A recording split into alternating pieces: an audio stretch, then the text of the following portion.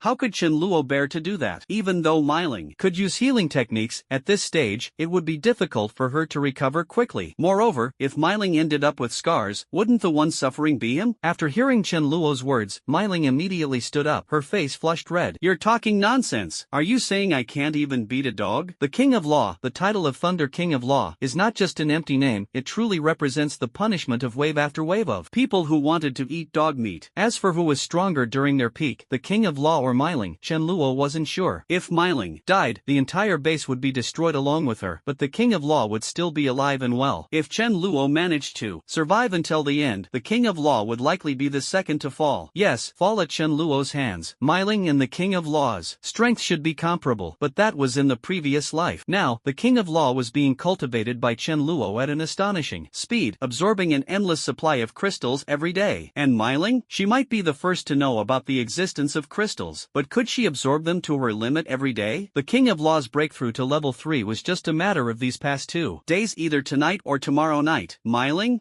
In a no-rules scenario, she'd definitely be outsmarted and killed by the King of Law. Mi-ling was furious. This Chen Luo was humiliating me again, comparing me to a dog. Seeing Mi-ling like this, Chen Luo said helplessly, all right, you're stronger than the Dharma King, okay? Arguing about who's stronger with words is completely meaningless. The Dharma King was also displeased. Is it so shameful to be weaker than someone? Chen Luo said, talking about it is pointless. We'll know the result after the fight in 3 days. Mi-ling still wanted to say something, but the Dharma King, who was lying on the ground, suddenly stood up, showing a vigilant expression. Bang, bang, bang. A light but steady knocking sound came from the door, followed by a woman's voice. Mi-ling, Mi-li, are you home? Mi-ling remained silent. Was she seen when she returned home at noon? This voice sounded somewhat familiar, but she couldn't recall who it was. It was probably a woman from the neighborhood. The woman's pleading voice rang out. Mi-ling, I saw you come back. Please, give me something to eat. I haven't eaten in 2 days. Just a little, please. If she didn't respond, the woman would probably keep knocking. Although it wouldn't pose any real threat, it would be annoying, and Chen Luo and the others wouldn't be able to make any noise. In a foul mood, Mi-ling walked to the door and said expressionlessly, you haven't eaten in 2 days? So, that means you ate something 2 days ago? Your response is unexpectedly blunt. The woman outside, Zhang Qin? Is this even human speech? Mi-ling replied coldly, I don't have any food either. Go away. Mi-ling's merciless words seemed to make Zhang Qin back off. With a grim expression, Mi-ling noticed Mi-li looking at her strangely. She sighed and began giving Mi-li a lesson. Millet, logically speaking, we have food, so we should give this person some. After all, she looks pitiful and hasn't eaten for 2 days. But no matter how much we give her, there will always come a day when she finishes it. What do we do when she comes back to ask for more? Should we give or not give? If we keep giving, giving, she'll just keep asking for more. But if we don't give, the previous act of charity will be wasted. She won't be grateful and might even resent us. The more times we give, the deeper her resentment will grow. We ourselves are struggling to live. How could we possibly keep giving to her? Instead, it would be better to refuse her from the start. Survival of the fittest, right? If she can't find food and dies, she can only blame herself for being too weak. So, don't easily sympathize with the unfortunate in the future, and don't casually do good deeds. Mealy nodded. I understand now. This is what they mean by a favor of a grain of rice leads to enmity over a bushel. Chen Luo smiled after hearing this. Mi Ling, you really have a sense of awareness. No wonder Mi Ling was able to survive with Mi Li in her past life. Such awareness is indeed extraordinary. Mi Ling snorted coldly. 3 days later, I'll see where your confidence comes from. Chen Luo chuckled lightly. If it weren't for wanting to shock your soul and let you witness void walking, and fearing I might hurt you, I'd really want to spank you right now. At this moment, Mi Fan said to Chen Luo, I felt that person just now carried malice. Chen Luo nodded. No matter what caused the malice, if they dare to come, they shouldn't think about leaving. Chen Luo gently stroked Mi Fan. It's truly amazing, having you here. I can actually distinguish between friend and foe. Zhang Qin left Mi Ling's house, cursing angrily in her heart, thinking that Mi Ling, that little b******,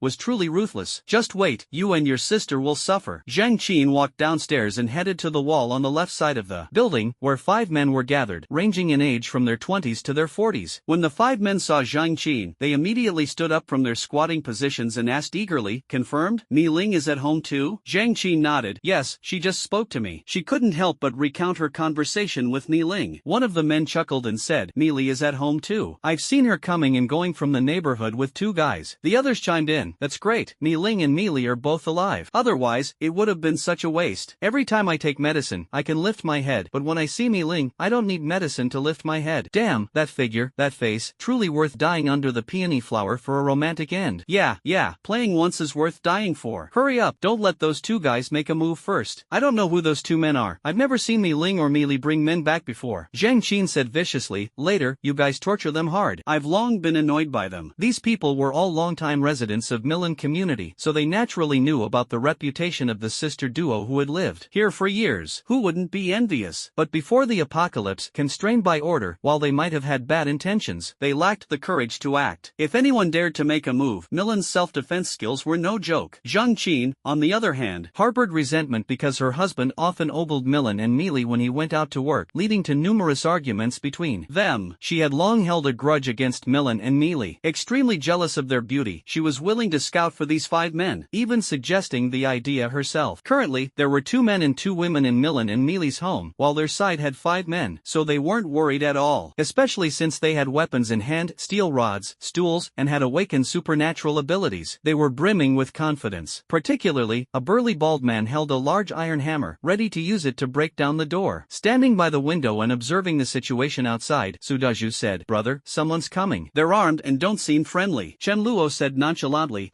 go down and deal with them. Don't let them die in the hallway, or we'll have to clean up. Dying in the hallway, and we still have to help carry them out, or else we'll have to step over their rotting corpses every time we come and go? Sudaju nodded, grabbed the iron rod, and was about to head out. Without Chen Luo's instructions, the Dharma King consciously followed behind Sudaju. Neely said, let me boost Brother Daju's status a bit. Millet continuously released 2 beams of golden light into Sudaju's body, one for strength enhancement and the other for defense enhancement. After being trained by Chen Luo, Millet had already reached level 2, comprehending a new buff that increased defense, and the enhancement effect was much stronger than at level 1. This is the content of section 64/102. Please process the following content according to your logic. Please maintain the original paragraph structure, line break format, and overall layout, and only return the processed result. The strength gained at level 1 was 10, and now it's at least 30. As Mi Li's level increases, this strength boost will become even more astonishing. Mi Li's talent is stronger than Su Daju's, but she started absorbing crystals a few days later, so it will take about a week for her to catch up. Mi Ling also wanted to see just how powerful this person and dog duo could be. Chen Luo observed by the window, sunlight streaming through the gaps in the curtains onto his face, warm and bright. Mi Ling unexpectedly found that this guy was actually quite handsome. She walked to the other side of the window, keeping a half-meter distance from Chen Luo, and looked down. Zhang Qin and the other 5 were already approaching the building's corridor when suddenly, a black mutt dashed out. Its fur was shiny, its build strong, and it looked full of vitality. The 6 of them brightened up at the sight, their first thought being that they now had dog meat to eat. The dog, Fa Wang, barked furiously at them. The 6 exchanged glances and prepared to move forward to kill Fa Wang. flying, but from their blind spot, Su Daju darted out like a ghost, startling them. Su Daju first raised an iron rod and struck down hard on the bald man holding a large hammer. The bald man's head shattered like a broken watermelon, and he fell instantly, dying, with his eyes wide open. Although the remaining 5 had awakened abilities, they were still terrified by such a bloody scene. Su Daju didn't stop and swung his rod again at Zhang Qin. The other 4 trembled as they used their stools and iron rods to strike at Su Daju, but their strength was nowhere near enough to harm him. One of them, shaking, tried to conjure an ice arrow, but having just awakened his ability, he was not skilled enough to cast it. Instantly, it would take at least 5 seconds to complete. Did he even have that much time? The real blow to them came from Fa Wang. Their attention had initially been on Fa Wang but was diverted by Su Daju. Even if their focus hadn't shifted, the outcome wouldn't have changed. Fa Wang unleashed a lightning ball, instantly killing 3 of them, and the last one was finished off by Su Daju. From the start to the end of the battle, the entire process took no more than 5 seconds, clean and efficient. Ni Ling wasn't surprised. On the way back, she had single-handedly taken on 5 people who hadn't awakened abilities. The methods of the Dharma King and Su Daju were somewhat insidious, and Meiling did not underestimate them. After all, killing was never about being honorable. Chen Luo was a bit surprised that the Dharma King took the initiative to attract attention. This wasn't something he had taught. Self-taught? Whether it was the Dharma King or Su Daju, both had the strength to take on 5 opponents alone, but Chen Luo still felt uneasy. To be on the safe side, he glanced back at Meili and thought to himself, Meiling just taught her a lesson, so I should give her one too. Meili, go and dig out the crystals from the foreheads of those 6 people. Meili pointed at herself in surprise. Me? Chen Luo nodded. Yes, although your support and can stay in the back, there are certain things you need to experience firsthand to avoid issues during critical moments that could affect the battle. Meili had seen Chen Luo extract crystals before but always turned her head away, unable to bear watching. Just imagining it made her feel sick, and now she was being asked to do it herself. She looked at Meiling with pleading eyes, hoping she would say something on her behalf. Unexpectedly, Meiling nodded slowly. Meili, this is something you'll have to face sooner or later. Take advantage of the safety now to get familiar with it. Meiling swore, with a clear conscience, that she wasn't doing this to get back at her for not speaking up for her at lunch. Taking the dagger Chen Luo handed over, Meili's face turned pale as she went downstairs. Su Daju dragged the 6 corpses to the roadside and was about to extract the crystals when he received a signal from Chen Luo. Shrugging, he stepped aside to make room for Meili. With a sobbing voice, Meili said, Dharma King, help me. The Dharma King decisively shook his head. This wasn't something a dog should do. With the first cut, Meili vomited. Her trembling hands took a full 3 minutes to locate the crystal. She vomited again. Oh dear, she might have thrown up all her lunch. After the first time, the second time became easier. Meili cried inwardly, just now I was teaming up with brother Chen Luo against sister, and now sister and brother Chen Luo were teaming up to make things hard for me. 10 minutes later, Meili, pale-faced and trembling, handed the packaged crystals to Chen Luo. Chen Luo smiled and said, you'll get used to it after vomiting a few times. Your brother Daju was the same way before. He washed the crystals and unexpectedly found one that was a pale green color, a natural type crystal. Although natural type ability users were considered rare, they were far fewer in number compared to spatial type ability users. Out of 100 people, only 2 or 3 might be natural type. In the future, only with the help of natural type ability users would it be possible to successfully grow vegetables and rice. Otherwise, even with seeds and water, it would be futile. It seemed the earth had already been polluted. Natural type ability users didn't possess strong combat power in the early stages. Only after at least 6 months of training and leveling up could they achieve successful cultivation. Meiling snorted lightly and began cooking noodles. In her view, using a packet of instant noodles with 2 eggs was downright extravagant. Chen Luo perked up. Sister Yu, let's have noodles too. Beef noodles. Ma Yu nodded and first braised the beef into a rich broth. Ma Yu and Meiling busied themselves in the kitchen. Looking at the slices of brightly colored beef, Meiling was stunned. This amount was probably half a pot, 5 or 6 pounds of beef, which left her astonished. Are you eating beef or beef noodles? How can you eat beef noodles like this? Meiling searched carefully in her own pot and only found 2 tiny pieces of beef the size of grains of rice. She didn't realize this was actually Chen Luo targeting her, as she thought Chen Luo would eat anything and wouldn't be picky at all. Meiling finished her own beef noodles first and immediately felt the taste was far inferior to the aroma of beef wafting from the kitchen. Chen Luo said, serve Meili a bowl first. Meili, however, had no appetite and said softly, I can't eat. Meiling gripped the pot handle tightly. She couldn't eat either. At night, Rice lay beside Chen Luo once again. Logically, Rice should have been accompanying Grain today, but she was sent back by Spirit. There was no choice. Rice had offended Spirit too much during the day, and her sharp tongue had started to show its potential. Chen Luo quietly absorbed the crystals, maintaining a steady pace of 1 per minute. After After more than an hour, he finally finished absorbing 80 crystals, feeling the gradually increasing strength within him. Chen Luo estimated that if everything went smoothly, by tomorrow night, he could use the level 1 crystals from the Rat King, the Devourer, and some survivors to break through to level 4. The power of level 4 would bring a significant qualitative change. By then, the current zombie crystals would be useless to Chen Luo, and he would have to wait for the zombies to evolve to level 1. While he was cultivating, Rice could only roll around bored on the bed. Chen Luo smiled and said, "Little Rice, it's time for us to sleep. From now on, you'll sleep with me." Early the next morning, Mayu made scallion pancakes with soy milk. Spirit rolled around listlessly on the bed, filled with helplessness, as if there was a kind of pain called watching others eat while she could only look on. Although there was flour to make scallion pancakes, she didn't know how to make them, nor did she have scallions. She also really wanted to drink soy milk. Chen Luo's previous words had already provoked Spirit, so this time he didn't want to irritate her further. Spirit didn't chase him away. Instead, she gave up her room, showing great magnanimity. Chen Luo couldn't act too immaturely either. At noon, Spirit gnawed on instant noodles in her room. Even though the door was closed, the enticing aroma still managed to sneak through the cracks and into her nose. Such days were truly unbearable. Eat, eat, eat. I want to see what you'll eat next. I know exactly how big my fridge is. Hey, in the evening, it's still a feast. Suddenly, Spirit realized something was off and was startled. My fridge isn't that big. At this rate, with 2 meals, the fridge should be emptied. But when Spirit opened the fridge, wow, it was still packed full of vegetables and meat. She couldn't help but walk up to Chen Luo and ask incredulously, "How is the fridge full again?" Originally, Spirit had planned to wait until Chen Luo's supplies ran out so that he'd be eating instant noodles like her. If this fridge never empties, wouldn't she become a joke? Grain patted her head as if she had forgotten to tell her sister that brother Chen Luo was a spatial ability user. Grain glanced at Chen Luo and, seeing that he didn't object, whispered, "Sister, brother Chen Luo is a spatial ability user. He has some food stored inside, enough to last for at least several years." Spirit, why didn't you say so earlier? Do you know, Grain, I feel like a clown right now. Grain didn't dare say more. Spirit snorted coldly, "As per our agreement, in 2 days we'll have a fight. If you lose, you'll have to obediently listen to me." Chen Luo smiled and said, "Maybe tomorrow, I'll do my best to satisfy your need to be abused." To be honest, Niling also felt that Chen Luo's strength was not simple. At the very least, the strength of this dog was quite impressive, and Su Daju gave her the impression of being equally difficult to deal with. But what could she do? Should she just admit defeat outright? Meili and Mi Fan had already betrayed her. Now, only by defeating Chen Luo could she gain the upper hand. Chen Luo had kidnapped Meili, forcing her into a corner. She couldn't possibly give up on Meili. Niling fantasized about defeating Chen Luo tomorrow or the day after, imagining him lying at her feet, calling her sister, and then offering her a pile of delicious food as tribute. What should she eat?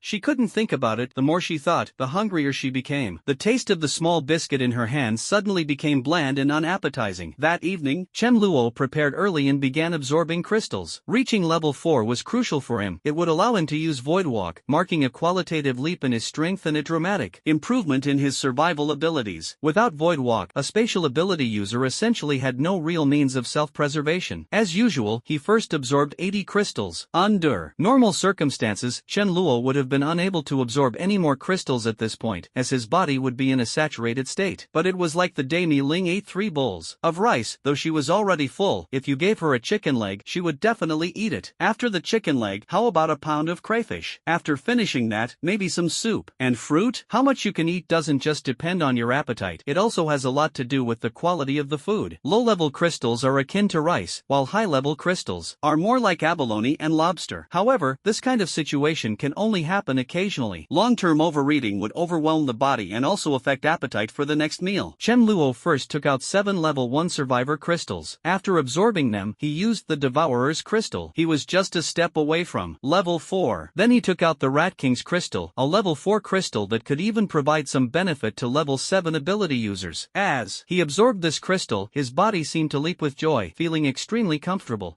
Perhaps it was similar to Mi Ling finally eating the grapes she had been longing for. Streams of energy flowed from his palm into the crystal in his mind, which slowly grew larger until it reached a certain threshold and began to undergo a qualitative transformation. Suddenly, Chen Luo's head throbbed with intense pain, causing his face to twitch involuntarily. But all of this was within his tolerable range. The pain he experienced when breaking through to level 10 and king level in his previous life was far worse than this. Some female survivors had said that the pain at level 7 was comparable to childbirth. Mi Ling noticed Chen Luo's state but didn't dare to act rashly, fearing she might disturb him. The crystal crystal in his mind seemed to be continuously secreting some mysterious energy, spreading throughout his body and enhancing it. Levels 4, 7, 10, and beyond level 10 were all major qualitative transformations. The physical fitness of level 4 elemental and special ability users was no less than that of level 3 physical ability users. The pain in his mind gradually subsided, and the crystal continued to secrete energy, improving Chenluo's body. After a minute, Chenluo finally let out a long breath and smiled. More than half of the Rat King's crystal energy remained unused. The energy of a level 4 ability user, compared to the peak of level 3, had only increased by about 1/3. Although the increase wasn't much, the quality had greatly improved. He could now cast more powerful spells with less mana. Two peak level 3 ability users would stand no chance against a level 4 ability user. Of course, this was assuming equal combat experience. Most importantly, Chenluo could finally use Void Walk. Standing by the window, gazing at the starry sky, he silently wondered if one day he could use Void Walk to reach the moon. Finally able to use Void Walk, Chenluo couldn't resist the urge to try it out. In his previous life, Void Walk was as natural to him as drinking water, already ingrained as an instinct, but his previous strength had been insufficient to support it. With a thought, he felt the familiar spatial power, and Chenluo instantly disappeared, reappearing in the living room. At that moment, the guard dog lying in front of Chenluo's door saw a shadow suddenly appear in the living room and was startled out of its wits. Woof woof woof woof. The dog jumped up in panic, thinking to itself, I'm guarding the door for you, and you still come to scare me? Early the next morning, Mi Ling complained, did you have your dog wake me up in the middle of the night to disturb my rest so you could win the duel? The dog cast a resentful glance at Chenluo. It had truly been frightened at the time. Chenluo chuckled, you're overestimating yourself. Let's eat first, and then we can have our match. Mi Ling's eyes lit up. No need to wait until tomorrow? Eat? Eat what? What you call eating is a feast compared to what I have. This morning, Mayu made char siu buns, egg tarts, fried eggs, and spicy soup. Boo-hoo, I never eat this well normally. As long as I beat Chenluo, he'll have to listen to me. Mi Ling confirmed, if I win, you'll do as I say, right? Chenluo nodded, of course. You seem very confident. Want to raise the stakes a bit? Mi Ling immediately became alert. Although Chenluo had never shown his skills, everyone spoke highly of him, and she wasn't very confident about defeating him. But she had no choice and could only agree to the match, so Mi Ling decisively shook her head. Chenluo said, 3 seconds. I'll make you completely convinced. If I can't, even if you win, it won't matter. Defeat me in 3 seconds? Mi Ling was furious. Sure, you might be really strong, but I can't even last 3 seconds? At the start of the match, the distance between us will be at least 3 meters, right? As long as I don't confront you head-on and dodge a bit, 3 seconds will pass in no time. Su Daju glanced at Chenluo in confusion. Big brother, are you planning to go all out? One strike, and Mi Ling would be done for, but surely you wouldn't do that, right? Mi Ling asked, what's the starting distance for the match? Chenluo replied, about 20 meters. The farther the distance, the more control Mi Ling could have. She sneered, thinking to herself that she would retreat as soon as the match started. There was no way she could lose to him. What's the stake for the match? Chenluo chuckled, it's simple. You just need to bend over and let me kick you once. Mi Ling was stunned. Why do you have to kick my sister's butt? She paused for a moment and asked, if you lose, can I kick you too? Chenluo waved his hand, you can kick me to death as many times as you want, or if you have any other requests, I can fulfill them. At first glance, it seemed like Chenluo was at a huge disadvantage, as the terms were clearly unequal. However, Chenluo was brimming with confidence. Having just advanced to level 4 yesterday, coupled with the skills from his past life, how could he possibly lose to Mi Ling? It was absolutely impossible. Mi Ling hesitated slightly, feeling that the situation was too strange. Was this guy really that overconfident? But if she lost, at most, she'd just get kicked once. Although it would be a bit embarrassing, the risk was high, and the reward was very tempting. Any condition could be set. She nodded, alright, I agree. Chenluo was overjoyed inside. Finally, he had a legitimate chance to get his revenge. Otherwise, after taking Mi Ling in, when would he ever have another opportunity to kick her butt? He said to Su Daju and Mi Li, you two are witnesses. Whoever cheats is a dog. The king thought to himself, if it weren't for the fact that you're the master, I would have bitten you already. Why can't the one playing dirty be the cat? Why does it have to be the dog? Mi Ling urgently demanded to compete immediately, so she could have breakfast afterward. Could Chenluo refuse? The two of them went straight to the rooftop, which was quite spacious, about the size of a basketball court. Chenluo and Mi Ling stood 20 meters apart. Mi Ling silently thought to herself, I won't go head-to-head with him. If I can hold out for 3 seconds, I win. Although it's a bit underhanded, this was his rule, so it's not my fault. I can't just stick my butt out and let him kick me, right? That would be too humiliating. There's no other way. I'll just have to make myself look a little shameless. Mi Li, acting as the referee, signaled the countdown. 3, 2, 1, start. Mi Ling's eyes were fixed on Chen Luo. As long as he made a move, she would dodge immediately. However, in the next second, Mi Ling's pupils suddenly contracted. How did Chen Luo disappear? How was that possible? She had been staring at him intently. Invisible? Mi Li and Su Daju's expressions were as if they'd seen a ghost, their mouths agape. Mi Li felt smug inside. As Chen Luo's bedside cat, I was the first to know. This was because Chen Luo had suddenly appeared behind Mi Ling, and Mi Ling was completely unaware. It wasn't until Chen Luo gently pinched Mi Ling's fair neck that she froze in place, unable to believe it. As if snapping out of it, she instinctively tried to throw Chen Luo over her shoulder, but it was useless. Her strength was no match for Chen Luo's, and he didn't budge an inch. At the same time, Chen Luo leaned his head closer to Mi Ling and gently blew into her ear. Mi Ling, you lost. If Chen Luo's hand were not a hand but a sharp dagger, slicing across Mi Ling's throat, she would have perished on the spot. Mi Ling's face turned grim. Distance was no limitation. What kind of ability was this? Spatial instant teleportation? Could humans truly master such a skill? The ability to emit flames, ice, and lightning was still within the realm of understanding, but to abruptly break spatial constraints and move like this was simply inconceivable. It was akin to resurrection magic, something even Chen Luo himself found hard to believe. Mi Ling barely suppressed the shock in her heart, feeling a sense of defeat. She had lost. Although Chen Luo hadn't harmed her in the slightest nor rendered her incapable of fighting, to claim she hadn't lost would be mere denial. She actually had to stick out her rear for him to kick? Thinking of this, Mi Ling's cheeks instantly flushed. Chen Luo chuckled. Let's go down and have breakfast first. Mi Ling, you should join us too. The incident from the other day was my fault, but since we'll be comrades from now on, let's try to get along sooner rather than later. Unsurprisingly, Mi Ling would also belong to him today. When Mayu placed a basket of char siu in front of Mi Ling, she hesitated, feeling that refusing would be overly pretentious. In truth, she didn't really want to refuse. Chen Luo quietly ate his own meal without teasing her further. Mi Ling shyly finished the basket of char siu and a bowl of spicy soup. After eating, Chen Luo wiped the corner of his mouth with a napkin and said seriously, "Everyone, please sit in the living room. Let's discuss what we should do next." Chen Luo's serious expression as he mentioned the next steps made everyone instinctively follow him to the living room. Mayu initially wanted to clean up the dining table but was also called over by Chen Luo. Mi Fan and Fa Wang found a place to sit. After so many days of just eating and playing, everyone felt a bit lost. Chen Luo tapped the glass coffee table and began, "Mi Ling, I've said before that I'm stronger than you, and I have a better sense of the bigger picture." Well, although the truth was that Chen Luo might not necessarily be stronger than Mi Ling, he did have the advantage of experience from his previous life, something no strategist could match. Chen Luo continued, "Mi Ling, if you were the leader, what do you think the next step should be to guide us?" Mi Ling froze for a moment. What should the next step be? In the early days of the apocalypse, she had only one thought in her mind, to go home and ensure Mi Li's safety. That was her sole belief, driving her to make her way home. Although she unexpectedly met Chen Luo after returning home and found Mi Li safe and sound, she already felt deeply content. Despite Chen Luo often teasing her heart was filled with gratitude. However, when it came to the next step, the world before her suddenly felt unfamiliar, leaving her utterly confused and unsure of what to do. The only thing she could be certain of was the need to continuously strengthen herself to resist the dangers that could arise at any moment. Mi Ling honestly shook her head and said, "I don't know." Chen Luo looked at the others and found that they were also shaking their heads. They had no worries about food and drink, their strength was steadily improving, but they had no idea what exactly they were supposed to do. Chen Luo did not mock their arrogance, as he had been just like them in his previous life. So, Chen Luo slowly began to speak. "Zhu and I once encountered a powerful rat king, and were almost devoured by it. We also ran into a fat zombie with Mi Li, whose strength was far beyond that of ordinary zombies. Moreover, I feel that the strength of zombies will continue to grow. For ordinary people to resist them, the only way to survive is through unity. Even if my feeling is wrong, with resources becoming increasingly difficult to obtain, anyone acting alone trying to snatch food from a horde of zombies is practically courting death. Take you, Mi Ling, for example. Would you dare to retrieve supplies alone from over 20 zombies? It's just too difficult, isn't it? But if we were a team, do you think it would still be as hard? No matter human nature, no matter whether the team works together, the strength of the collective is always stronger than you alone." Everyone expressed their agreement, nodding in response. Chen Luo continued, "Survivors seeking to live through teams and gathering points has already become the trend. No matter how strong an individual is, when faced with a team of hundreds or thousands, they will flee in panic. Although our team is powerful, to be honest, if we encounter a team of hundreds, even if we win, there will be casualties. It could be Millie who dies, or it could be Daju. This is absolutely unacceptable. We either create our own team or join one. Only in this way can we ensure our survival." In his previous life, Chen Luo and Su Daju joined a gathering point. They had no choice. Without joining, they would have been bullied. But in this life, Chen Luo Luo had no need to join any team. He could live well on his own, with enough supplies stored to last him a lifetime. When faced with danger, he could choose to walk through the void and escape effortlessly. However, others couldn't follow him in escaping, unless Chen Luo chose to live as he did in his previous life, barely surviving until everyone else perished, enduring another lonely existence. Then what would be the point of being reborn? Mi Ling deeply resonated with this. She understood that not joining a team would lead to being bullied. On the way back, she often encountered covetous gazes. If she weren't strong enough, or if the other party didn't have fewer numbers, she wouldn't have had a chance to return alive. Joining a team? To be honest, I'm not someone who likes to be subordinate to others. Why should I have to look at someone else's face? Also, Mi Ling and Mi Li, you two sisters are so beautiful. If you join a team, what if someone demands you sleep with them? Aren't you afraid that no one will protect you when the time comes? Order collapses, human desires are unleashed, and the fate of two beautiful women can be easily imagined. Mi Ling's face turned stern. Anyone who dares to have designs on me or my sister, I will make them face the consequences. Chen Luo's expression was slightly awkward, and he coughed lightly. That's why we absolutely can't join someone else's team, nor do we want to be bullied. Then our next step is to form a larger team, but not just anyone can join. After Chen Luo's analysis, everyone felt as if they had been enlightened. Indeed, it was necessary to establish a larger scale team. Chen Luo said, if the zombies continue to grow stronger and the city center is swarming with them, normal people will naturally choose to retreat to the outskirts. I predict that, if I'm not mistaken, it won't be long before many people flock to the outskirts, forming gathering points. In the previous life, once zombies evolved to level 1, they gained a certain degree of intelligence, making them much harder to deal with. Their strength also increased. Accordingly, establishing gathering points in the city center would be tantamount to courting death. Those with the ability and luck had no choice but to flee to remote areas. One thing Chen Luo did not mention was that the threats of the apocalypse were not limited to zombies. Many animals, plants, and insects also mutated. Marine life underwent mutations as well, with some powerful sea creatures even capable of surviving on land, making their way onto the surface. Although their numbers were few, their individual strength was immense, forcing survivors in coastal cities to flee to Shindu for refuge. Even more terrifying was the fact that humanity was nearly wiped out. Chen Luo was able to survive not by direct confrontation, but by relying on his survival instincts and an unparalleled ability to cling to life. Humanity was nearly extinct, and Chen Luo, finding life uninteresting, chose to bury himself. Mi Ling gave a bitter smile. I really haven't thought as far ahead as you, but I do think what you said makes a lot of sense. Chen Luo chuckled and said, then just call me brother. This request made Mi Ling a bit hesitant, but a promise made earlier couldn't be broken, right? Chen Luo couldn't help but feel a surge of excitement in his heart. Finally, it was time for revenge. Heh, Mi Ling, you did promise to accept the consequences. If you try to back out, that just means more than one hit, and resisting would be futile. Suppressing the excitement in his heart, Chen Luo cleared his throat lightly and said, alright, that's enough for today. There's no rush to expand the team for now. Mi Ling, come with me to the room. I have something I want to talk to you about privately. Kicking Mi Ling in front of everyone didn't seem very appropriate, right? Of course, it had to be done in the room, privately fulfilling their agreement. Mi Li, innocent and naive, truly believed Chen Luo had something important to discuss with Mi Ling. Mayu, on the other hand, glanced over with interest before tidying up the dining table. Mi Ling was stunned for a moment, then a blush spread from her fair neck. Was she really going to be kicked by him? But she had agreed to it. Sigh, I'm still too young, falling for Chen Luo's trick. Without absolute confidence, how could he possibly add such a condition? Gritting her teeth, Mi Ling ultimately stood up. A kick is just a kick, what's there to be afraid of? Chen Luo entered the room that originally belonged to Mi Ling first, and Mi Ling followed slowly. Curious Mi Fan also wanted to tag along. As a cat, listening in on these matters seemed reasonable, right? However, Mi Ling pushed it aside. In the past, Mi Fan couldn't talk, so it didn't matter. But what if in the future it blabbered to the whole world or used this matter against her at a critical moment? Mi Fan looked pitifully at the closed door, thinking Chen Luo was still the better one. After closing the door, Mi Ling's face was uncontrollably flushed. With her back to Chen Luo, she said in a seemingly nonchalant tone, alright, if you're going to kick, just do it quickly. Chen Luo looked at Mi Ling strangely. Do you have some misunderstanding about sticking your butt out? Or did you not do well in language class? Mi Ling immediately stood up straight. Who was sticking their butt out? Her already flushed cheeks instantly turned as red as an apple, overwhelmed by a sense of shame that was almost unbearable. Was it really necessary to be so serious? Mi Ling said angrily, no, I just don't get it. Why did you add the condition of kicking me? Clearly, you were the one teasing me earlier, not the other way around. Did I offend you? How about you change the punishment? As long as it's not too excessive, it's fine. Yeah, a normal person making a bet with a girl, even if it goes a bit too far, would at most involve a kiss. Who would think of kicking someone's butt? Chen Luo certainly couldn't. Say he holds grudges, could he? That he remembers every grudge in this lifetime? He shook his head and said, don't ask why. A bet is a bet. Just tell me if you're willing or not. Mi Ling felt both ashamed and annoyed in her heart. This Chen Luo. After a fierce internal struggle, Mi Ling gritted her teeth and said, fine,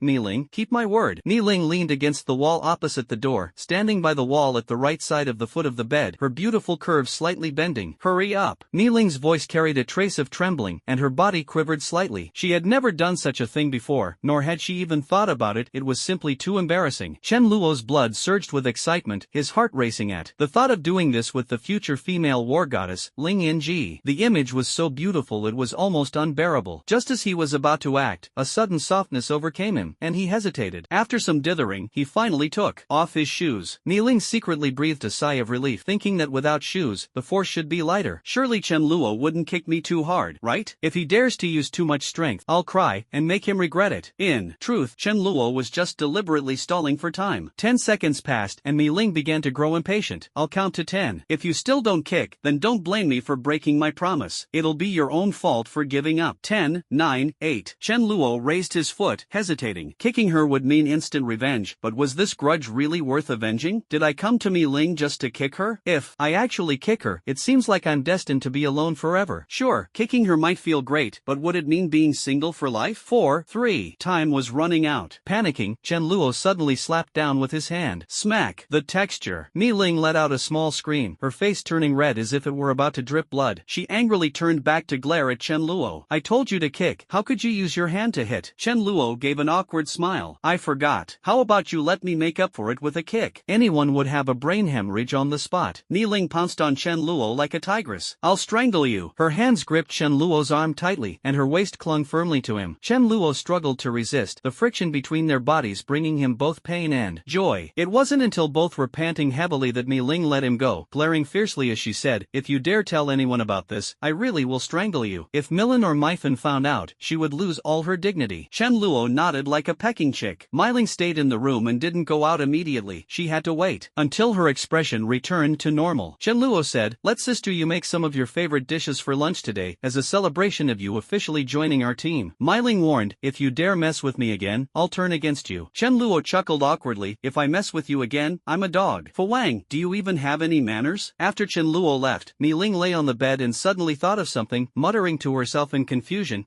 he didn't even ask what I like to eat. Could it be Mi Li who told him? Chen Luo had Ma Yu prepare lunch early. Usually, there were 8 dishes, but today there were 12, almost all of them Mi Ling's favorites, and also dishes Chen Luo enjoyed. Looking at the table full of sumptuous dishes, Mi Ling was instantly overwhelmed with excitement. She understood in her heart that without Chen Luo's help, if life in this apocalyptic world hadn't improved, she would never have been able to taste such delicious food in her lifetime. When she returned home from school, her biggest worry was that her younger sister Mi Li wouldn't eat well and would suffer from hunger. But now, life was practically like heaven. Not only were they well protected, but they could also enjoy lavish meals every day. Thinking of this, Mi Ling raised the drink in her hand, stood up, and sincerely said, thank you so much, Chen Luo, for taking care of my sister. Chen Luo smiled and said, it's what I should do. Isn't this just as it should be? Let's eat. Just like with the rice grains, Chen Luo happily took big bites of meat, and Mi Ling was also influenced, no longer holding back. As she chewed on the spicy and flavorful meat slices, she thought to herself, these meat slices are just too delicious. My heart fluttered again, but this time I didn't lose. After finishing the meal, Chen Luo took a sip of tea, looked at the satisfied Mi Ling, and said, Mi Ling, Mi Li, this place isn't suitable for living. From now on, other survivors will come scavenging at least 8 times a day. It's really annoying. In densely populated neighborhoods like this, everyone knows the resources here are abundant. Before long, the number of people coming to scavenge will surely become overwhelming. Most importantly, the terrain is poor, and the visibility isn't wide enough. If there's a choice, it's best not to live in high-rise buildings. Let's pack up this afternoon. No rush, just put whatever we have into my space, and we'll leave tomorrow. At night, the Dharma King suddenly let out a howl while absorbing the crystal. Chen Luo's heart skipped a beat, but then he broke into a smile. This indicated that the Dharma King had advanced to level 3. With each level advancement, strength almost doubles. The Dharma King was likely the second being in the world after Chen Luo to reach level 3, with the Dharma King's agility and speed taking on dozens of level 1 ability users in a one-on-one fight would be no problem. Meanwhile, Mi Li and Su Daju would need at least another week to advance to level 3. The next day, leaving the home they had lived in for over a decade, Mi Ling and Mi Li felt a bit reluctant, but since Chen Luo firmly believed this place was unsuitable, they had no no choice but to move out. Chen Luo chose the location where he used to live in a villa district. There were no high-rise buildings, the view was expansive, and the entire villa district could accommodate the forces he planned to establish. To the south of the community was a mountain, which could serve as a retreat in case of a zombie tide. This address was indeed a good place, and when the number of surviving refugees increased in the future, it was inevitable that some would envy this location. But what did Chen Luo have to fear? If anyone dared to come, they could prepare to hand over their crystals. Initially, only small groups of 10 or 20 people, at most dozens, would come to cause trouble, which Chen Luo could easily handle. As he developed over time, with his current knowledge and resources, his strength would far surpass that of others. What surprised Chen Luo was that his heavy truck was still there, but what annoyed him was that the fuel had been completely stolen. Fortunately, Chen Luo still had some spare gasoline in his ability space. He hadn't stockpiled large amounts of gasoline, mainly because it was easy to collect, and secondly, it wouldn't be of much use in the later stages. Having enough was sufficient. The truck's cab, having been in use for a long time, had one of its windows broken, and dust had accumulated significantly. After a simple cleanup, everyone boarded the truck, which ultimately could only be used for transporting goods. As for using the truck to ram survivors, that was out of the question. Who would be foolish enough to let themselves be hit? On the road, zombies that could be hit with the truck were rammed, but when encountering roadblocks that the truck couldn't move past, Chen Luo had Su Daju and Mi Ling get out of the vehicle to kill the zombies and collect crystals. Although the lowest grade crystals were of no use to Chen Luo, they were very helpful to Su Daju and the others. Before the zombies evolved to level 1, they still had to rely on these crystals. Chen Luo didn't take action himself. Instead, he let Mi Ling and the others train more. At a turn in the road, a sudden, sorrowful shout rang out, "Brother Fong, I beg you, don't worry about us anymore, just run. Stop talking nonsense, if we die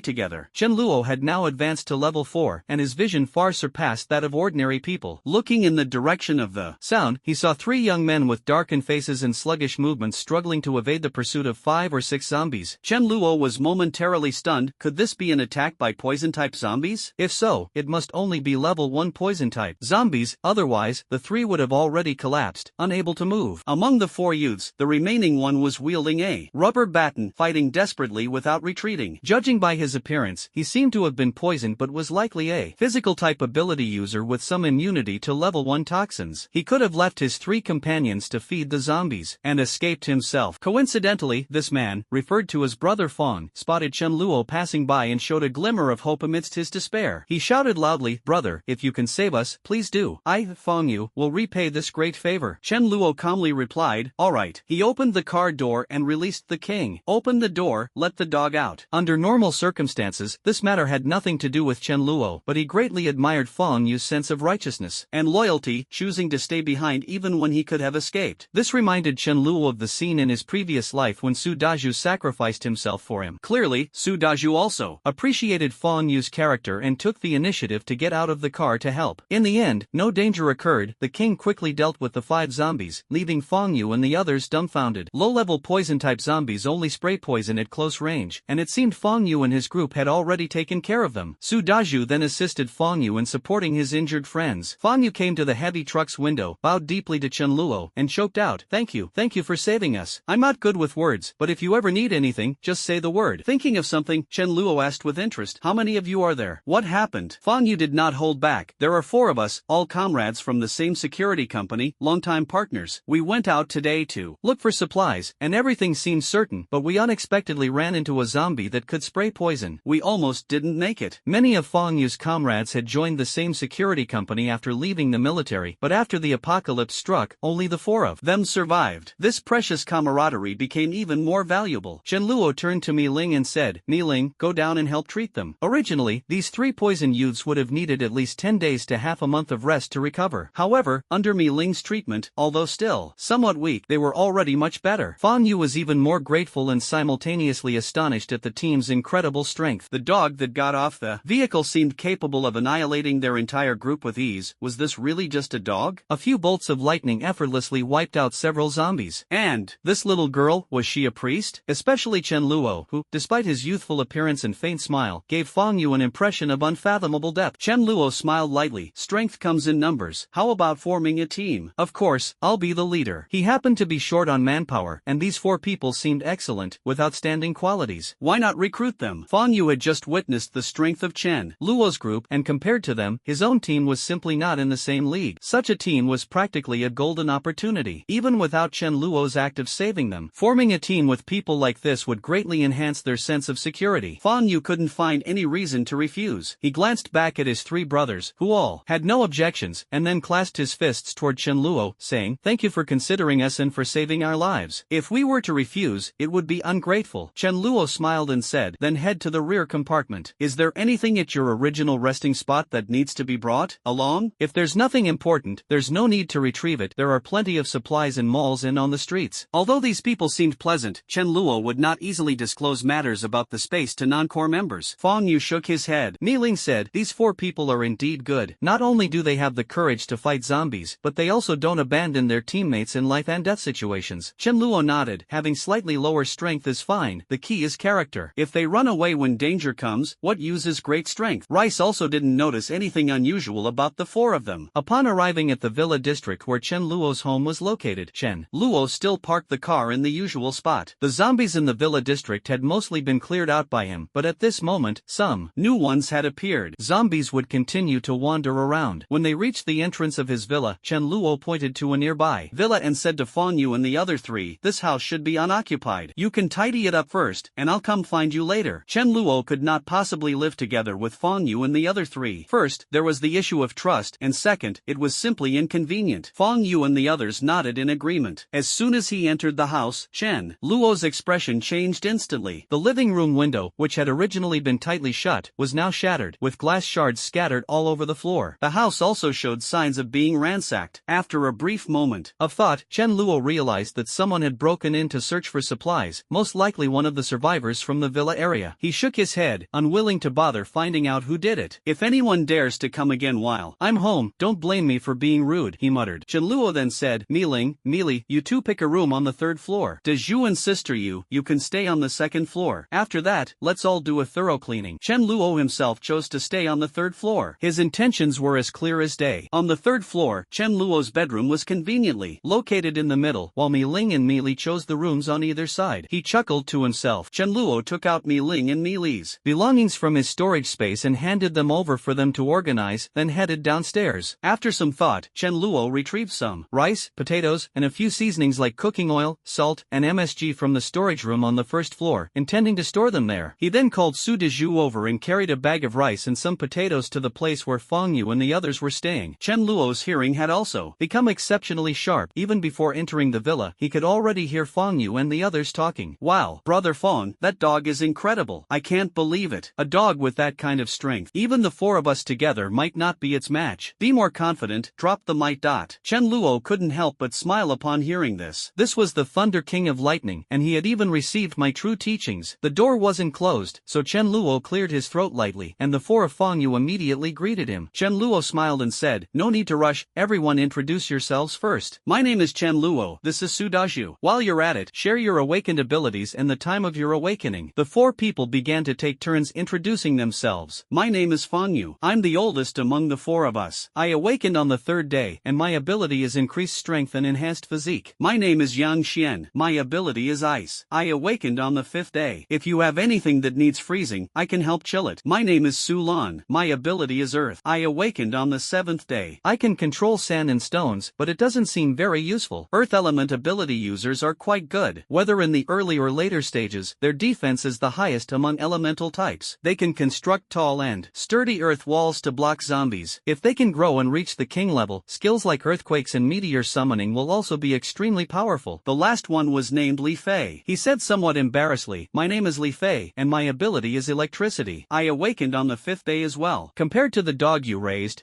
there's really no comparison. Fang Yu's talent was considered decent, while the others were slightly above average. In his previous life, Chen Luo had never encountered these people. It seemed that without him, they would have long perished at the hands of zombies. Even so, Chen Luo was not disappointed. Having someone to run errands was still helpful, and besides, these people's abilities weren't bad. Chen Luo pointed to the rice and potatoes they had brought. "You know how to cook, right? Use these for now." Fang Yu exclaimed in shock, "Chen Luo, you saved our lives, and we haven't even repaid you yet. How can we take your things? We'll go find some ourselves later." Chen Luo smiled faintly. "Don't be so formal. We're all in the same boat now. Since you're with me, giving you a little food is no big deal. After eating, take a rest, and in the afternoon, organize the supplies in the villa area for centralized management under me." If Fang Yu and the others performed well, Chen Luo would consider them genuinely reliable. At that point, he would treat them as core members and reveal some secrets about the supernatural space, occasionally giving them some meat to eat. But for now, letting them enjoy a feast of fish and meat with him? That was out of the question. Even though he couldn't finish it all himself, they shouldn't even think about it until they proved their loyalty. Su Daju was a brother who had sacrificed himself in a past life to save Chen Luo, so Chen Luo was willing to share good food with him. Whatever he had, Su Daju wouldn't lack. Mi Ling and Mi Li were the future. Those who understood would understand. As for Ma Yu, she was a master chef, and Chen Luo regarded her as a trusted confidant to be nurtured. He still needed her for cooking. Fang Yu didn't hesitate and nodded, saying, "Alright, we'll show you what the four of us are capable of." Chen Luo then took out a walkie-talkie and handed it to Fang Yu. "It'll be more convenient to use this to contact me in the future." This walkie-talkie didn't require a signal and had a maximum communication range of 2 kilometers. When mobile phones were unusable, it was extremely practical. Back at home, Ma Yu said helplessly, "Chen Luo, the natural gas here is out. Should I use the induction cooker to cook?" After hearing this, Chen Luo was already prepared. He took out 2 gas cylinders from his space, giving one to Fang Yu and his group. Survivors didn't have much need for natural gas. After establishing a gathering point, if they really needed to start a fire-type ability users could provide flames, which was sufficient. They didn't have many ingredients to cook with anyway. At most, they could boil some rice. After finishing their meal, at 2 p.m., Chen Luo gathered Fang Yu and the other 3. "We'll be settling here long term. First, let's scout the entire villa area. Leave the villas with people inside untouched for now. For the empty ones, search for any supplies inside and also collect the corresponding car keys. Having vehicles will make things much more convenient." As for the survivors, Chen Luo wouldn't trouble them without reason. For now, he would let them fend for themselves. Once they had more manpower, if the survivors were suitable, they could be invited to join. If not, they'd be given some food and sent on their way. This was already a relatively mild approach. For those who were unreasonable, if they refused to leave, then they wouldn't be leaving at all. In the afternoon, Chen Luo gathered Fang Yu, Yang Xian, and the other 2, along with Su Daju, Mi Ling, Mi Li, and others at the villa entrance. Everyone will split into 2 groups. Let's aim to clear all 100 villas in the neighborhood by the end of the afternoon. Leave the ones with people inside untouched for now. There were definitely still survivors in the neighborhood, and Chen Luo wouldn't drive them away for the time being. First, it wasn't necessary and would be too cruel. Forcing them to leave was almost equivalent to killing them. Chen Luo wasn't so heartless as to harm people who had no grievances with him. Second, how would the people around him view him? If they thought of him as a cold and ruthless person, anyone with normal values would feel disheartened. In fact, Chen Luo didn't need to drive them away. Once their supplies ran out, they would naturally come out to search for resources. They would either die at the hands of zombies or manage to survive well. If they survived well, it would indicate they had good abilities. If they were suitable, Chen Luo wouldn't mind taking them in. Suddenly, the sharp-eared Chen Luo heard the sound of a car approaching. Someone was driving into the villa district, and the vehicle seemed to be quite heavy. Chen Luo took a few steps and looked in the direction of the sound, only to see 2 large white buses entering the neighborhood. A group of people got off the buses. When he saw the figure leading the group, Chen Luo muttered to himself, "Oh, come on, how could I forget about this ultimate simp?" In his previous life, Chen Luo had struggled in the apocalypse for 12 years, which was like a normal person recalling events from when they were 9 years old. Important people and events were remembered, but some things only came back when encountered again. The leader of that group was a woman, seemingly named Mu Tiange. She was indeed quite attractive, but Chen Luo had no fondness for her because she was a psychological weirdo. Mu Tiange was quite famous in Chengdu, being the CEO and chief designer of a small fashion design company. However, her fame wasn't due to her beauty but because her company only hired women, and not just any women, but those without boyfriends. Married women were outright excluded. Everyone speculated that she had a psychological cleanliness obsession and hated men. After the apocalypse, Mu Tiange led her employees to establish a settlement exclusively for female survivors, though adjustments were made later. Why was she considered a psychological weirdo? Because, even in the apocalypse, she strictly forbade her employees from engaging in romantic relationships, punishing offenders harshly. Who doesn't have emotional needs? Even animals have mating seasons. Her most notable identity was being Mi Ling's #1 simp. Surprising, isn't it? It was only due to Mi Ling's persuasion and the strong dissatisfaction of her subordinates that Mu Tiange reluctantly considered recruiting some male survivors. Mu Tiange was utterly obsessed with Mi Ling, and rumors said she later died saving Mi Ling, who then took her place. Even among simps, few would sacrifice their lives for the object of their affection, making her title as the #1 simp well-deserved. With Mu Tiange around, no matter how talented or powerful Mi Ling was, it would have been difficult for her to survive in the apocalypse with Mi Li. Chen Luo recalled that at the time, Mu Tiange had likely brought her her team to collect supplies and had even stumbled upon Chen Luo's home. However, upon seeing someone there, they gave up. Honestly, it was a bit embarrassing. Seeing a settlement made up of so many women, if it were you, wouldn't you be tempted? But back then, Mu Tiange didn't accept men at all, so Chen Luo was mercilessly rejected. Stroking his chin, Chen Luo thought, with me is this butterfly effect, Mi Ling might meet Mu Tiange earlier than expected. Should I hide Mi Ling to keep her out of Mu Tiange's sight? No, wait, this is a simp we're talking about. What's wrong with having a simp? Mi Ling wouldn't find it strange at all. Doesn't she have subordinates? Although this group of women isn't as physically strong as men, given my current lack of manpower, I can't afford to be picky. Chen Luo remembered that, apart from Mu Tiange, there was another very powerful ability user in this team. If she hadn't passed away early, she would likely have been among the later king-level elites. Therefore, it was quite necessary to interact with them. Mu Tiange and her group searched the villas one by one for supplies, but it was evident that the resources in these villas seemed to have already been scavenged. Soon, they approached the direction where Chen Luo was located. Chen Luo did not look at Mu Tiange. Although she was indeed stunningly beautiful, slender, and elegant with an outstanding temperament, Chen Luo had no interest in her. Instead, his gaze fell on a woman in the group who wasn't particularly beautiful but exuded a heroic aura. She was in her early 20s. After Mi Ling joined Mu Tiange's team, this woman, whose strength was second only to Mi Ling's, was a powerful ice ability user. Her name seemed to be Shu Yun, but unfortunately, she passed away early. Mu Tiange and her group also noticed Chen Luo. It seemed they had spotted Mi Ling and walked straight over. The people on Chen Luo's side curiously observed this team of over 20 women. When Mu Tiange saw Mi Ling, she trembled slightly, and an unusual emotion surged in her heart. Well, how to put it, perhaps it was like a man seeing a fairy. She walked over, completely ignoring Chen Luo, and went straight to Mi Ling. Smiling, she said, "Hello, my name is Mu Tiange." Mi Ling was a bit confused about the situation. Although she had heard of Mu Tiange, the other party was polite, so she responded courteously, "My name is Mi Ling." Mu Tiange gestured to her team members behind her and said with a smile, "We're an all-female team. How about joining us?" Chen Luo cursed inwardly, feeling disregarded. Recruiting my teammate right in front of me? Mi Ling, however, did not disappoint Chen Luo. If she hadn't already joined Chen Luo, what reason would Mi Ling have to refuse Mu Tiange? After all, they were all women, so at least she wouldn't have to worry about them having ulterior motives toward her. At least, that's what she would think in the absence of other information. Compared to teaming up with men, Mu Tiange obviously made her feel more at ease. However, Mi Ling already had her own team now, so she rejected Mu Tiange without hesitation. "Sorry, I already have a team." Mu Tiange was strict with her members emotionally, but in other aspects, she treated them very well. One of the girls in her team spotted Fa Wang in her eyes. Lit up, "There's a dog here, and it looks quite fierce." Chen Luo had been treating Fa Wang with good food and care, and it had advanced 3 levels. No wonder it looked so imposing. Fa Wang, however, didn't care. In its eyes, humans were all the same, regardless of gender. Whether you were a girl or a guy, as long as its master gave the order, it would bite you. That girl obviously liked dogs. She took out a sausage from her pocket, intending to feed it to the dog king, but she hesitated, reluctant to part with it. Resources were so scarce now, and she hadn't received much food herself. In the end, she gritted her teeth and ate most of the sausage, leaving the rest to feed the dog king. Unexpectedly, the dog king looked at her with a gaze full of pity. It had sniffed the sausage before, even dogs wouldn't want to eat it. As a result, the food she had treated so carefully turned out to be something even a dog wouldn't deign to touch. Sigh, this person really makes one feel sorry for her. Don't even mention sausages. The dog king doesn't like them at all, and even if it did, it would never touch food from a stranger. The girl who tried to give the sausage to the dog king was completely disheartened. "It's fine if it doesn't eat it, but why do I feel like it's looking at me with an expression of pity?" The others laughed and said, "You're really overthinking it. How could you interpret a dog's gaze as one of pity? Maybe it's because it doesn't eat food from strangers. With food like this, which even humans find hard to get, a dog definitely wouldn't try it easily." Being able to resist temptation in such a situation, this dog is really impressive. The French king curled his lips, thinking to himself, if it weren't for the master's orders, I would have bitten it already. Mu Tiange was startled upon hearing Mi Ling's response, not because of the answer, but because of her unwavering attitude. "This place is clearly safer and more suitable, yet you refused without hesitation?" Mu Tiange glanced over. Judging from Chen Luo's group's positioning and expressions, it was clear that Chen Luo was the leader. She seemingly asked nonchalantly, "Is this your boyfriend?" Mi Ling's face turned slightly red, just as she was about to deny it. Chen Luo unceremoniously said, "What's it to you? Digging into my territory right in front of me, do you really think I'm dead?" Chen Luo ignored Mu Tiange and called out to everyone, "Let's move out and clean up a bit." Watching the backs of Chen Luo and the others as they left, Mu Tiange narrowed his eyes and sneered inwardly. "Men are all heartless, greedy, and lustful creatures. With just a little scheming, I can make Mi Ling see this man's true colors and then bring her to my side. Getting closer and closer, success is inevitable. Mu Tiange pondered for a moment, then turned and said, everyone, keep searching. We'll settle here for now. The bus was loaded with supplies and daily necessities that Mu Tiange had gathered, ready to settle down at any time. She originally didn't want to live in this villa district, not because the conditions were bad, but because they were too good, which meant a lot of people would definitely come here. Staying low and developing steadily was the key. However, on second thought, other neighborhoods might not be safe either. They would inevitably be searched by large groups of people, making it just as hard to hide. The most important reason, though, was that Mi Ling lived here. Mu Tiange directly chose the villa next to Chen Luo's house. With over 20 people, they occupied 2 villas. Both groups were searching for supplies at the same time, but Chen Luo didn't care. How much could they really gather? She wasn't concerned at all. Fang Yu, Su Daju, and the others went inside to search, while Chen Luo stayed stationed at the door, ready to respond immediately if anything happened. Meanwhile, she was secretly pondering how to take control of Mu Tiange and her group. The best way would be to straighten her out, but that seemed quite difficult. Mu Tiange, on the other hand, was also contemplating how to make Mi Ling see the true nature of men, so she would join her side. Both of them harbored their own ulterior motives. Under Mu Tiange's competitive efforts, it took less than 2 hours for Chen Luo's group to clear out the neighborhood. They managed to gather over 300 pounds of rice, along with some high-end snacks, all retrieved from villas that had zombies. Villas without zombies were almost devoid of supplies, as they had already been looted by others. At the same time, the zombie crystals were cleared out and handed over to Fang Yu and the other 3. The 4 of them were still unaware of the secret of the crystals. It wasn't until 3 months later that the existence of the crystals was no longer a secret. This thing was completely useless to Chen Luo, but it was sufficient for others and very easy to obtain. Chen Luo gave it to Fang Yu without hesitation. She occasionally observed Chen Luo from time to time, narrowing her eyes. Did this kid also know the secret of the crystals? It must have been Mi Ling who figured it out. The supplies they found were placed on Fang Yu's side. Ma Yu started cooking, with the kitchen window tightly shut. The range hood in Chen Luo's house was powerful, leaving no trace of smoke or grease. However, Mu Tiange did not do the same. Instead, she opened the window and didn't even use the range hood, preparing to stir-fry some spoiled cabbage and potatoes. If they weren't eaten soon, these things would truly rot. Although she was reluctant to eat them, it was still better than letting them go to waste. Mu Tiange urged one of the girls cooking, Xiaoling, try to make it smell as good as possible. Xiaoling, however, smiled bitterly and said, sis, without natural gas, it's impossible to cook properly. Mu Tiange frowned. Among her subordinates, there were 4 sisters with fire-based abilities, but their powers were still very weak. Not only could their strength not sustain cooking a full meal, but their control was also insufficient. If they weren't careful, they might even burn the pot. What should she do? It was already dark, and going out to look for a gas cylinder was a bit dangerous. She decided to leave it for tomorrow and make do with a simple meal tonight. Snacks were nice, but eating them every meal quickly became tiresome. They hadn't found a machine that could supply electricity, so even cooking rice was impossible. Mu Tiange ate a tasteless egg yolk pie and slowly sipped a bit of water, reluctant to drink too much. One of her sisters had suffered severe stomach pain after drinking untreated water. Water was precious, after all. She thought to herself, Mi Ling must be in the same situation. Suddenly, an idea struck her, and Mu Tiange's eyes lit up. Wasn't this the perfect way to win favor? Gritting her teeth, she took a pack of roast duck from the supplies in the living room. This type of roast duck came in a sealed package with a lot of preservatives added. Though it was called roast duck, anyone who had eaten it knew it was so bad even dogs wouldn't want it. This kind of item was rare, usually only found in large supermarkets, as small ones didn't sell it. It was incredibly hard to come by, and Mu Tiange had scavenged it from a resident's home. There were 5 packs in total. The group had already shared 3, leaving 2 remaining. Among the sisters, some were thrilled, while others advised, sis, save it for later. If we finish it now, it'll be hard to find more next time. Did you really think she planned to let you eat it? Mu Tiange found a plate and placed the 500-gram roast duck on it. Though it had artificial coloring, it still looked decent. As soon as the packaging was torn open, the sisters gathered around. Despite the small size of the duck and the large number of people, everyone could at least get a piece of meat. However, Mu Tiange picked up the plate and walked out. Shu Yun froze for a moment. Sis, where are you going? Mu Tiange replied, I'm going to give it to Mi Ling. Everyone was stunned. A girl exclaimed, sister, we risked our lives to snatch this from the zombies, and you're giving it to an outsider to eat? No one would be happy about that. Mu Tiange reassured them, I think Mi Ling is pretty great. Isn't it worth trading a roast duck for a sister? A sycophant can always find an excuse. Mu Tiange's true thoughts were not revealed for the time being. Although the group was unhappy, they couldn't change Mu Tiange's decision. She carried the roast duck to Chen Luo's house. The door was closed, and she couldn't get in, nor did she want to use force? Suddenly, a dog appeared. It was Fa Wang. It sized her up, seemingly trying to figure out who had come. Mu Tiange grew wary. Would this dog pounce and snatch my roast duck? If you dare to grab it, don't blame me for being rude. Mu Tiange is a rare psychic ability user, capable of using mental attacks and manipulating objects, such as iron needles and daggers. Although she is currently only at level 2 and cannot yet use mental attacks, manipulating objects is still within her capability, and she can even retrieve items from a distance. But, thinking too much, would the Dharma King even care about her abilities? Woof woof woof woof. The Dharma King barked furiously. It seemed that in its eyes, the aroma of roast duck couldn't compare to braised pork. Don't bother with beauty tricks. Just then, Chen Luo heard the commotion and came downstairs to check. Mu Tiange smiled and said, "Open the door, I brought some food for Mi Ling." Chen Luo chuckled to himself, thinking, truly a devoted admirer. Who am I to discourage someone's determination, right? So he smiled and said, "Give it to me, I'll take it upstairs for you." Mu Tiange shook her head. "No, I must deliver it to her personally." "What if you secretly kept the roast duck I gave to Mi Ling for yourself?" The Dharma King shook his head. Even a dog would think you're overthinking it. Chen Luo would never let Mu Tiange into his villa. What if she saw what they were eating and had a mental breakdown? Mu Tiange thought for a moment. If Chen Luo really kept the roast duck for himself, she could just ask Mi Ling about it tomorrow. That way, Chen Luo's selfish and greedy nature would be exposed. Thinking of this, Mu Tiange reluctantly handed the roast duck to Chen Luo. This was something she had saved from her other sisters. If Mi Ling liked it, she could give her the remaining one. With a smile on her face, Mu Tiange walked back to her room, feeling content. Thinking about how happy Mi Ling would be when she tasted the roast duck, her heart felt as sweet as if she'd eaten sugar. Chen Luo shook his head. Ah, poor simp. Just as he was about to go upstairs, he happened to run into Mi Ling coming down. Mi Ling looked at the roast duck in her hands with surprise, full of confusion. Where did this come from? Chen Luo smirked and said, Mu Tiange sent it over. Mi Ling asked in confusion, we don't have much of a relationship. Why would she send this? This roast duck, in Chen Luo's hands, who would eat it? But it was different with others. Mi Ling couldn't understand she and Mu Tiange weren't friends, so why would she be willing to give it to her? Chen Luo sneered, if she wants to give it, let her. After saying that, Chen Luo, without a hint of regret, casually tossed the roast duck that Mu Tiange had reluctantly gifted into the trash can. He wouldn't dare keep something from a stranger. Mi Ling felt it was a bit of a waste, thinking it was such a pity to squander food. She instinctively glanced at the French bulldog, wondering if it shouldn't go to waste. The dog wagged its tail and walked away. Dogs really don't eat that. Mu Tiange went back and thought, this roast duck is greasy. If Mi Ling eats it and gets thirsty, what would they do since they don't have much water? I won't drink, but I can't let Mi Ling go thirsty either. So, Mu Tiange eagerly brought over 2 bottles of mineral water. This left Mi Ling completely at a loss for how to respond, thinking, isn't this just being overly attentive for no reason? Could the food and water be poisoned? Mi Ling hesitated for a moment and ultimately decided not to drink it, directly tossing the drinks into the trash can. If Mu Tiange found out, she'd probably explode with anger on the spot. Chen Luo, on the other hand, took out a real roast duck as an extra treat. After buying it, Chen Luo had almost forgotten about this delicacy. There were simply too many delicious things to eat. This roast duck was already sliced, served with sweet bean sauce, shredded scallions, and cucumber strips, steaming hot and incomparable to Mu Tiange's preservative-laden roast duck. Mealy asked, Brother Chen Luo, do you prefer duck skin or duck meat? Chen Luo replied with a smile, I like them all. Mealy carefully picked out the golden, tender, and crispy duck skin from the roast duck, spread some sweet bean sauce on it, and added a few strips of scallion. Although she really wanted to eat it herself, she still chose to hand it to Chen Luo first. Chen Luo was deeply moved. If his hands weren't greasy, he would have wanted to pat Mealy's little head, thinking, you truly deserve all my care. Mi Ling, on the other hand, looked on suspiciously, thinking, wasn't that meant for me? Could this little girl be? Sure enough, when protection was most needed, Chen Luo appeared and treated her so well. The two were only 3 years apart, and Mi Ling felt that whether now or in the future, no one would be more suitable for Mealy than Chen Luo. Watching this scene, she felt a sense of relief. If it were left to someone else, she wouldn't be able to rest easy. However, for some reason, a faint bitterness arose in her heart, and suddenly, the dishes on the table seemed a bit tasteless. The next day, Mu Tiange seized the opportunity and asked Mi Ling, was the roast duck delicious? Mi Ling smiled awkwardly. Yes, it was delicious. She suddenly remembered when she had just returned home with 2 classmates. They took out wrinkled bread and asked, Mealy, why aren't you eating? Although the bread was worlds apart from roast duck, in Chen Luo's hands, it was completely ignored. Mu Tiange smiled and said, as long as you like it, that's all that matters. Mi Ling couldn't help but voice her confusion. Why did you give me roast duck? Mu Tiange smiled and said, I just feel like we have a special connection. The moment I saw you, I felt a natural sense of closeness. If a man had said something like that, Mi Ling would definitely think, this guy has some ideas about about me. Get lost. But since it was a woman, and Mi Ling didn't know Mu Tiange very well at the time, she didn't think much of it. That evening, despite her sister's strong objections, Mu Tiange resolutely brought over the last roast duck and 2 bottles of mineral water. Another roast duck ended up in the trash can. Chen Luo pondered. To himself, he couldn't just ignore this, he needed to do something to deepen the goodwill with the girls across the way. But what should he give? If he casually brought over some hearty dishes, wouldn't their goodwill skyrocket? But I'm not some sycophant, why should I? Thinking this, a mischievous smile appeared on Chen Luo's face. In the vegetable section, he found dozens of tons of cucumbers and specifically picked out the ones with poor color but large size. I'm bringing you cucumbers. Cucumbers are great, they're good for your skin. He brought over 30 cucumbers in total. After all, he didn't know how many people were on the other side, but with 1 cucumber per person, it should be just enough. Open the door, cucumbers are here. Xu Yun, who would later become the second most powerful ice ability user after Mi Ling, opened the door. She asked cautiously, what is it? Chen Luo lifted the packaged cucumbers. You brought roast duck, and I have some cucumbers here to give you. When Xu Yun distributed the cucumbers to everyone, all the girls were overjoyed. Cucumbers, it's cucumbers. I want to eat a cucumber. Don't wash it, water is scarce and precious. Just eat it raw. I won't eat it, I can't bear to eat it. A few mischievous girls immediately smirked and glanced at the girl who said she wouldn't eat it. Mu Tiange's expression turned awkward. If it weren't for trying to get closer to Mi Ling, she wouldn't even spare Chen Luo a glance. She would never eat something given by a man. She thought to herself that she had already gained a lot of favor from Mi Ling, especially since Mi Ling had eaten her roast duck. It was time to move to the next step, create a crisis to expose Chen Luo's cowardly and selfish nature in the face of life and death. Once Mi Ling saw his true colors, would she still come back? Mu Tiange found Chen Luo. I want to collaborate with you on something. Chen Luo smiled. Let's hear it? Mu Tiange said, the Derun Mall 3 miles to the east has a lot of supplies, but I estimate there are also quite a few zombies there. I'm not confident I can succeed smoothly, and you have 8 or 9 people on your side. So, I want to work with you. If we can secure the supplies there, the food will last at least a year, and the daily necessities will be enough for decades. After the job is done, you take 3 and I take 7. After all, we have more people on our side and naturally contribute more effort. Chen Luo was stunned. The mall in front of him was the same large shopping mall he and Mealy had visited before, and it was the only one nearby. He had already scavenged almost all the supplies. Inside, what was the point of going there? To watch zombies dance? He shook his head decisively. No,